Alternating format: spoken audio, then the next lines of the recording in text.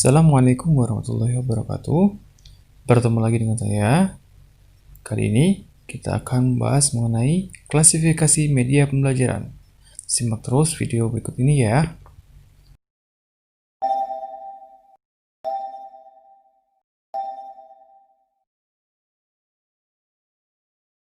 Klasifikasi media pembelajaran.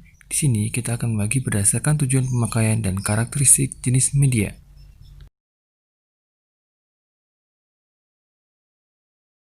Yang pertama yaitu menurut Wilbur Schramm, media digolongkan menjadi media rumit, mahal, dan media sederhana.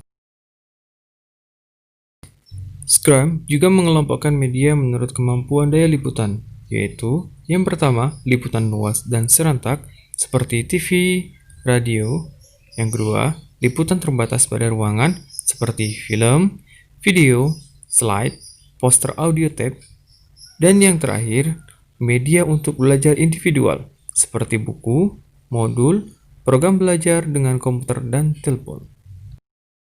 Yang kedua yaitu menurut Gagne, media diklasifikasi menjadi 7 kelompok, yaitu benda untuk didemonstrasikan, komunikasi lisan, media cetak, gambar diam, gambar bergerak, film bersuara, dan mesin belajar.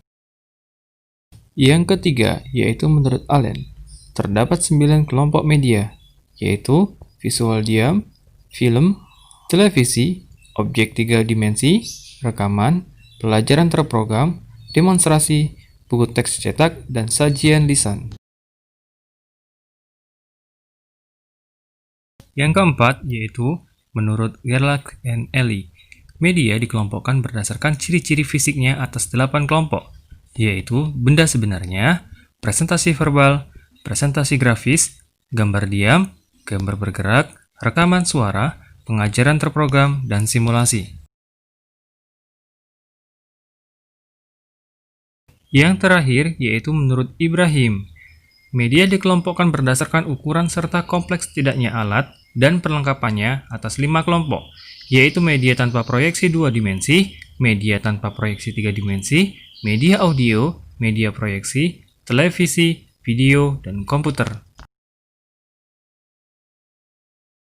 Selanjutnya, kita akan membahas mengenai karakteristik media pembelajaran 2 dimensi. Media 2 dimensi adalah sebutan umum untuk alat peraga yang hanya memiliki ukuran panjang dan lebar yang berada pada satu bidang datar. Media pembelajaran 2 dimensi meliputi grafis, media bentuk papan, dan media cetak yang penampilan isinya tergolong 2 dimensi. Media grafis.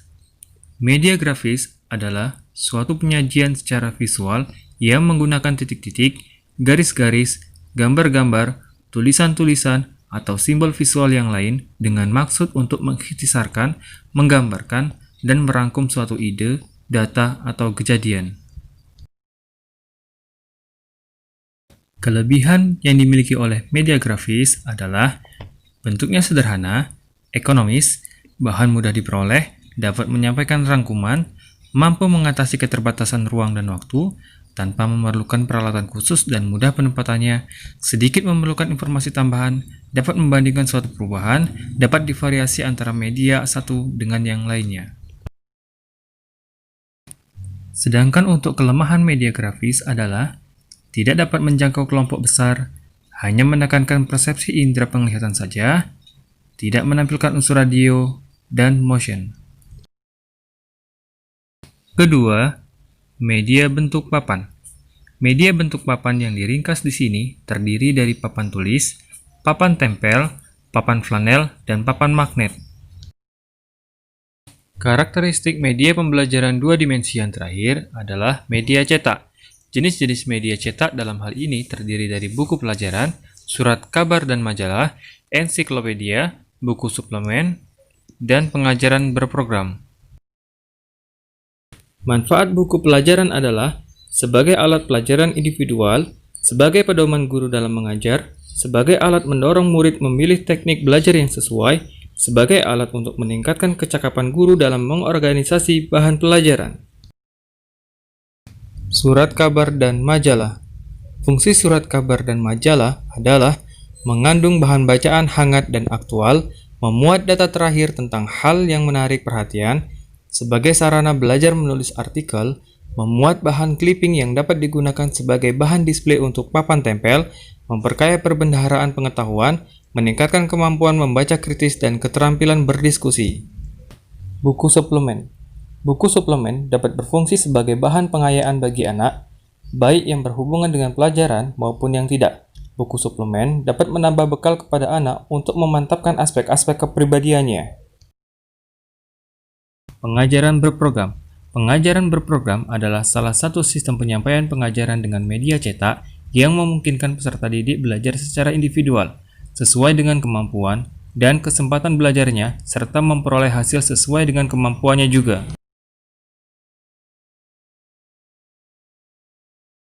Selanjutnya, kita akan membahas mengenai karakteristik media pembelajaran 3 dimensi.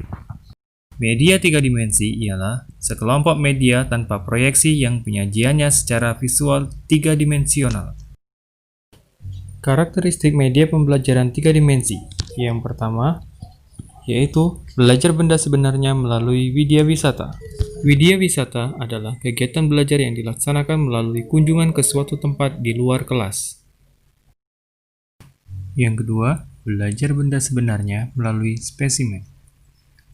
Terminologi benda sebenarnya digolongkan atas dua, yaitu objek dan benda contoh atau spesimen.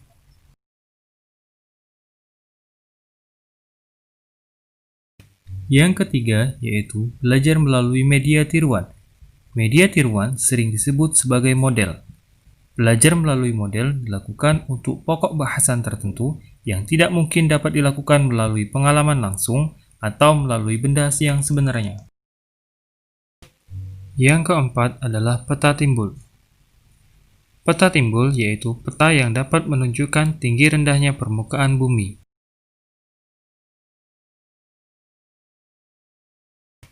Bagian terakhir dari karakteristik media pembelajaran 3 dimensi yaitu boneka. Boneka yang merupakan salah satu model perbandingan adalah benda tiruan dari bentuk manusia dan atau binatang.